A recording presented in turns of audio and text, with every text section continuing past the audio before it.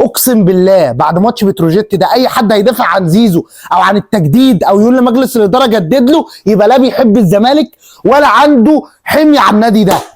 ده لعيب لا يسوى شيء.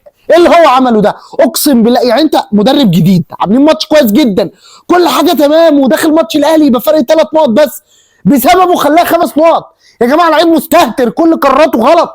ايوه هو اللي يشيل الليله. كام كره؟ الكره اللي مضيعها في 6 يارده دي عايز 100 مليون. بالله عليك يا زيزو بالله عليك بكل احترام اهو انت وانت قاعد بتقول عايز 100 مليون عايز 40 مليون. شفت الكره دي؟ يعني اتفرج على الماتش ده اقسم بالله لو بعد الكره دي انا لو ضيعتها هروح للنادي اقول له بعد اذنك هات 5 مليون جنيه وجدد لي. ايه القرف ده يا جدعان؟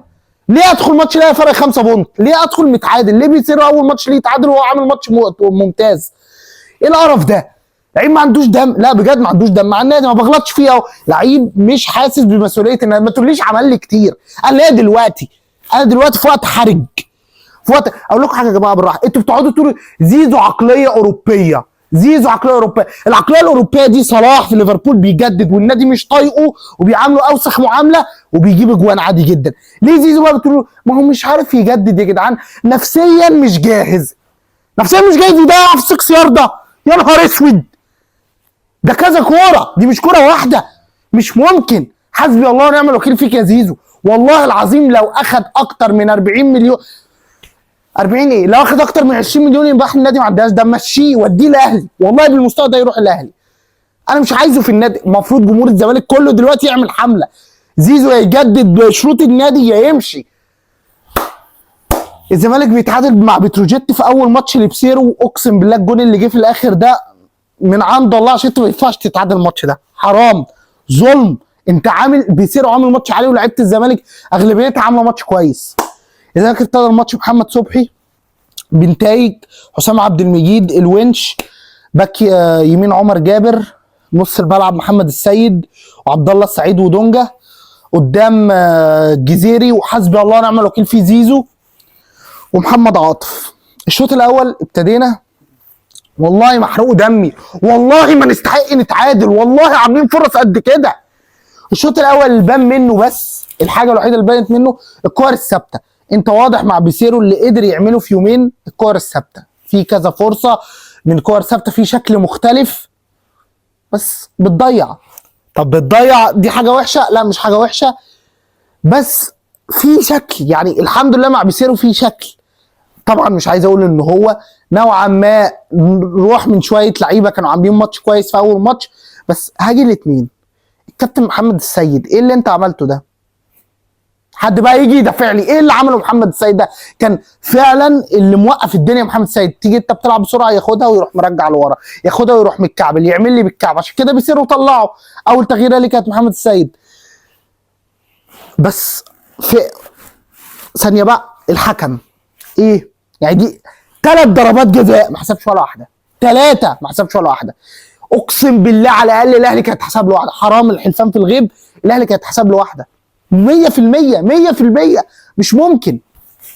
يا نهار ابيض على الاستفزاز. انا مش عارف والله من العصبيه انا مش قادر اجمع الماتش. الشوط الاول ضيعت كذا فرصه وكنت كويس نوعا ما. الكلام كله يجي في الشوط الثاني بقى. يجي في الشوط الثاني بقى مبدئيا بيسيرو بالعقل كده معلش بالعقل انت محتاج تجيب جون في الدقيقه جت 70. ايه تغيير احمد محمود عمل ماتش كويس حلو خلاص كانت تغييره موفقه. عمر جابر في نص الملعب ما كانش ليه اي دور طلعه ونزل حسام اشرف من بدري.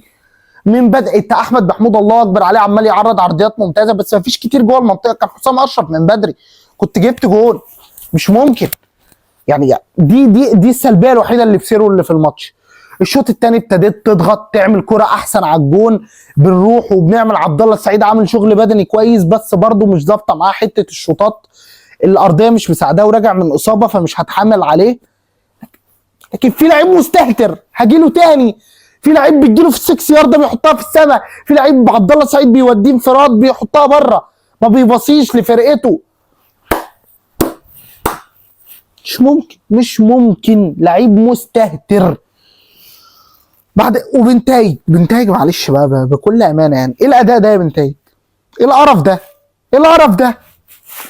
ابتديت تضغط في الشوط الثاني وتضيع فلاقيه اضطر يعمل تغييرات نزل احمد محمود ونزل محمد حمدي، علامه استفهام كبيره يا محمد حمدي.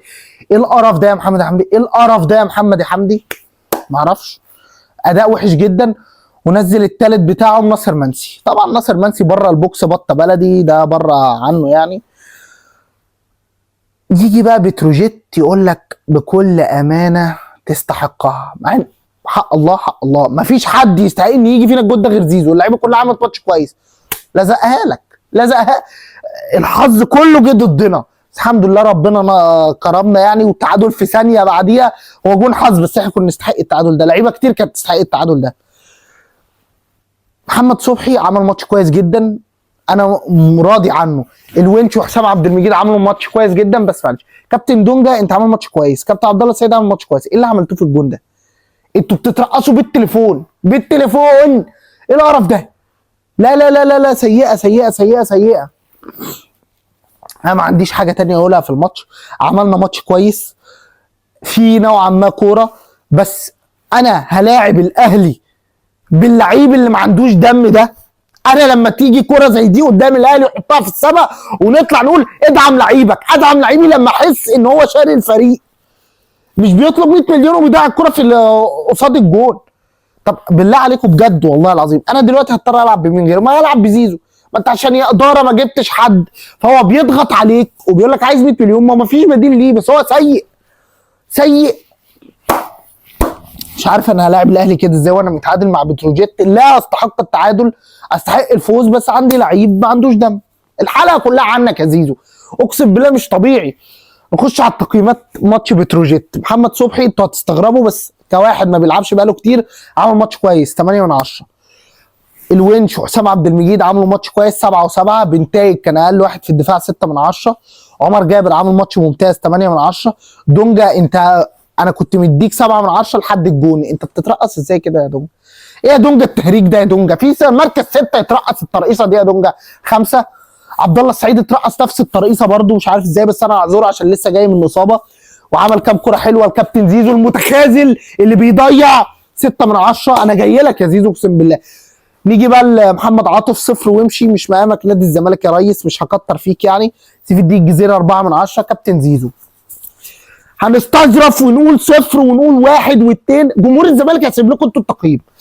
ده لعيب ياخد 100 مليون، ده لعيب على الماتش ده ياخد كام من 10؟ 0 ماينس 0 يمشي بره النادي.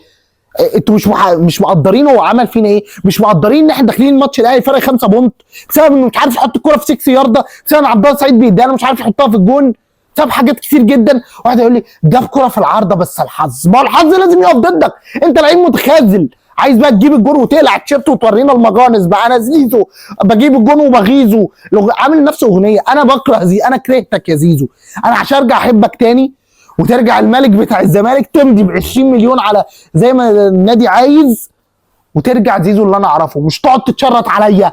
0 يا زيزو. اللي نزلوا احمد محمود 8 من 10. ممتاز يا احمد يا محمود. محمد حمدي اداء زفت 3 من 10. استغفر الله العظيم. ناصر منسي 4. انا مش عارف، هو حسام اشرف لا يختبر، منزله في الاخر يا بسيرو. يا بسيرو حسام اشرف مكان عمر جابر دي كانت تديه 75 يا بسيرو. هي الغلطه الوحيده. تقييمي لماتش لبيسيرو يعني في الماتش ده 7 من 10. الثلاثه دول عشان تغييره حسام اشرف اتاخرت قوي، كانت محتاجه من بدري. عمل ماتش كويس، في شفنا بقى له ماسك بقى له يومين، وشفنا الكورنرات فيها كام حاجه كويسه، فاداء كويس من بيسيرو. ماتش الاهلي انا مش عارف انت هتعمل فيه ايه. ممكن تخلصوا الكرة ثابته انك تتعادل فيه، طبعا مش هتكسب وانت عندك لعيب متخاذل زي زيزو. زيزو احنا جالنا فاول في اخر دقيقه عرضه غلط، حتى العرضيات غلط، الباصات غلط، كل حاجه غلط. انت لعيب غلط في غلط، وان الزمالك لسه صابر عليك ده لا اله الا الله. يا جماهير الزمالك اقسم بالله لازم حمله، عشان احنا اللي دلعنا زيزو، لازم حمله محترمه بدون اي شتايم ولا حاجه. زيزو جدد للزمالك بشروط نادي الزمالك. انت مستواك ده 20 مليون، موافق؟ موافق. مش موافق اتكل على الله. بس جمهور الزمالك لازم كله يعمل كده. احنا جايين على الاداره قوي، الاداره في ملفات كتير 0، لكن ملف زيزو ده لا، ما تدفعلوش 100 مليون وهو مش عارف يحطها في 6 يارده ضد بتروجيت. ما تدفعلوش خالص 100 مليون خالص. ولا 20 ولا 40 ولا الكلام ده. النادي الزمالك قادر على 20 على 5 على 10 بس ادهم له وشكرا. موافق موافق مش موافق خلاص. لازم جمهور الزمالك يقف كده ورا ناديه، لان زيزو بيهرج. زيزو مش عامل لنا اي اعتبار. زيزو عامل لك انت كجمهور اعتبار وهو بيضيع في السكس ياردة. في نهايه الحلقه ربنا يستر في ماتش الاهلي. مش عارف هنعمل ايه بصراحه. يا رب يعني تعادل يا نكسب. الفرق يبقى 5 نقط، والاهلي النهارده هيبلع الاسماعيلي، ومع بيراميدز تقريبا بقى مش عارف 6 نقط ولا 7 نقط. الزمالك يقترب انه يطلع ثالث دوري تاني بسبب لعيبه كتير ما عندهاش دم، واولهم زيزو. دمتم سالمين. سلام. حسبي الله ونعم الوكيل في كل واحد مش مقدر جمهور الزمالك وعايز ياخد 100 مليون جنيه. شكرا. سلام.